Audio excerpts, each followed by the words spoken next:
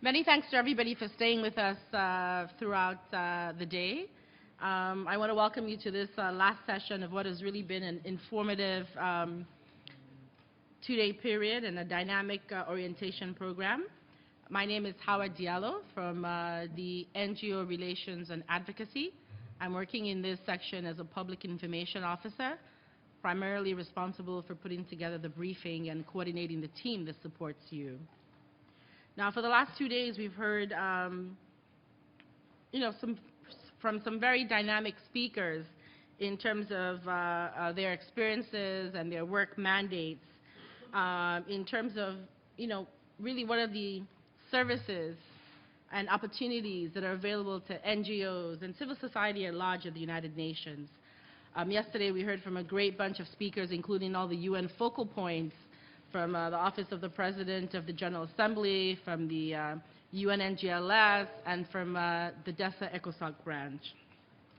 This morning we heard from a number of brilliant speakers that really presented, again, the services that DPI and actually the United Nations at large provides for civil society, especially NGOs, and all the access points available to you. Now, in sharing their work, it was very evident that the relationship and cooperation between civil society, especially NGOs, and the UN is valued, and that this relationship and cooperation is something that has evolved over the years and continues to be strengthened and promoted. Now, this afternoon, I'm just really pleased and honored to be sitting here on this panel to continue this discussion in terms of the cooperation and the value of the cooperation between DPI and NGOs. And many of the people I sit here with today I respect and have worked with in the short time that I've been here in the NGO relations. Some people I sort of remember. I remember the name Anne-Marie Carlson when I started working in the visitors section. Today somebody mentioned about the Speakers Bureau. And I kind of remember that name, and Seaton from way back also. So many of these people are really veterans and, as I said, have long-standing relationships with the organizations and the UN. So Anne-Marie Carlson, over to my right, is the chair of the NGO DPI Executive Committee, and she also represents Seaton at the UN. I have Dan Coviello next to me here, who serves as the current chair of the DPI NGO Youth Representative Program and represents Tara Mitra, a youth-led NGO. Mary Norton is over to the far right. She is Associate Dean and Professor of Global Academic Initiatives at Felician College. She's also the first Vice President of the NGO Executive Committee. Last but not least, I have someone who's dear to me, Professor Lester Wilson, who is Professor of History and the Director of the Long Island University UN Graduate Advanced Certificate Program. A program which I proudly say that I'm a beneficiary of all the time, anytime I get a chance to. And he's also on the chair of the, he's the chair of the NGO DPI Executive Committee's Outreach Subcommittee. And he's also is the editor of the NGO Reporter. Now, again, this session, I'm saying that my job is going to be very easy because a lot of the things that go into the value of the cooperation between DPI and NGOs, we've heard a lot about it in the last 2 days. And the last 2 sessions that we had were especially relevant to this session. And now you really have been hearing the voice of the UN and the voice of DPI. So right now on this panel, I think it's fitting that we really finish off this way because we're going to really hear from these distinguished panelists in their own voices, in the NGO voice, in terms of how they see this value and how they see us really mutually supporting each other. So with that, I'd like to start with Anne-Marie Carlson, who's over to my right. The floor is now yours, Anne-Marie. Okay, Hawa. The title that we were given for this session this afternoon is the value of cooperation between DPI and NGOs. And you know what? I can answer this in one word: essential. Or absolutely essential. And I feel very, very strongly about that. Yes, I have been privileged to be here in various UN-related NGO capacities for a number of years, and have worked with a number of the different leaders of DPI, with people in other sections of the greater UN. I've been chair of the Committee on Teaching about the United Nations, which is shortened to CTAUN. That's how you pronounce CTAUN, is CTAUN. We came up with that title a number of years back as we really got this group going.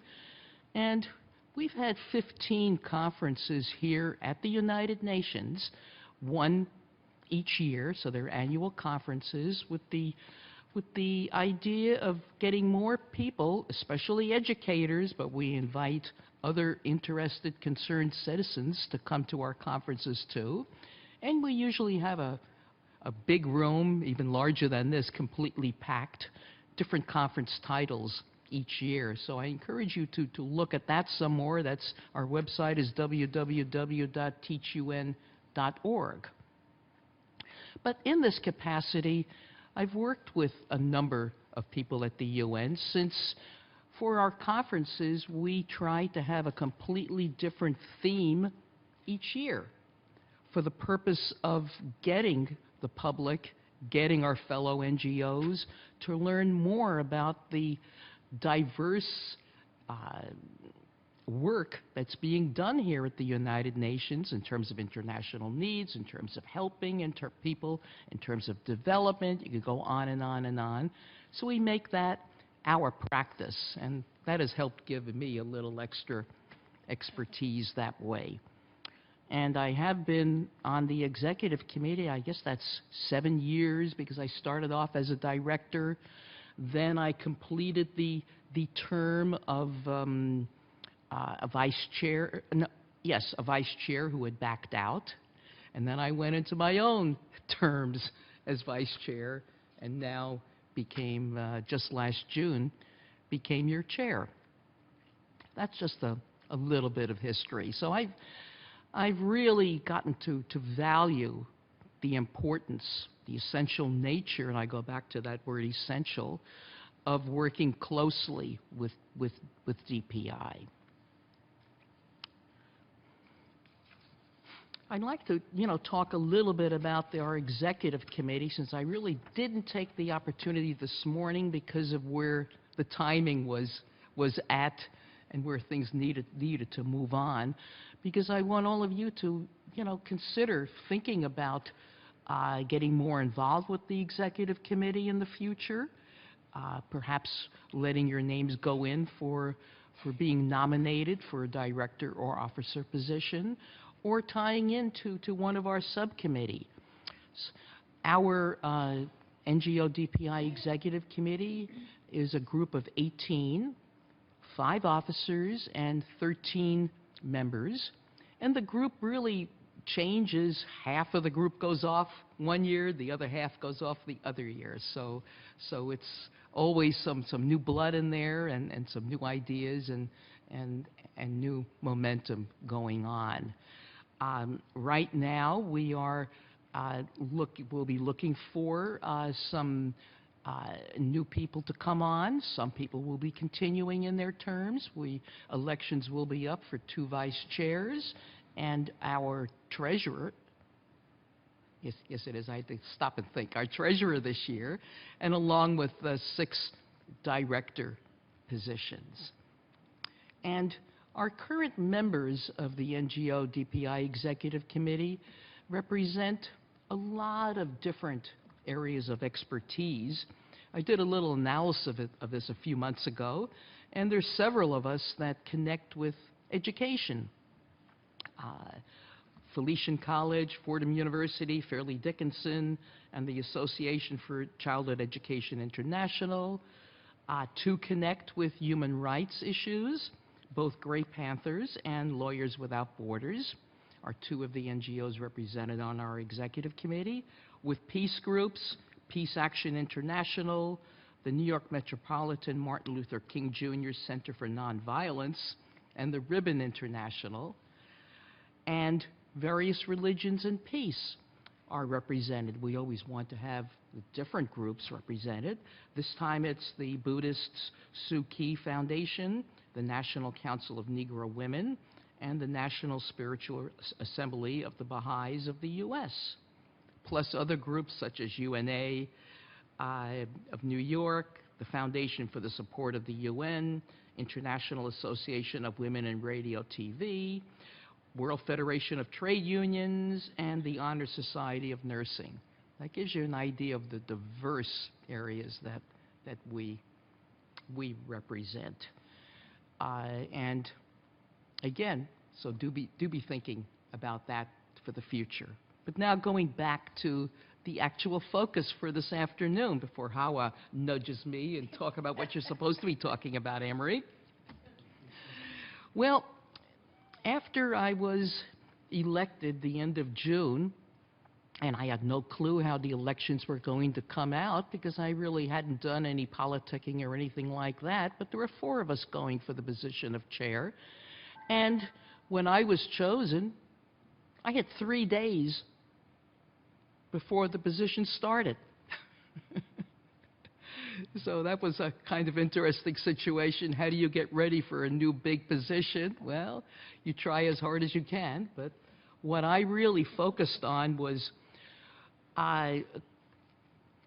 coming up with agreed upon priorities that both our DPI partners and the NGO community would be interested in working on. And the first thought that came to my mind was that of getting another conference going. You know, we've been calling the conferences that we've had for, I guess it's 60 years at the UN, and then the 4 that we've had abroad, annual conferences. But that was no longer the story, because we had not had our last so-called annual conference for 2 years. And of course, now it's 2.5 years since that. So I figured that, hey, I knew some efforts had been made in the last few years, but I really wanted to pour on all the coals. Are they objecting to me? No.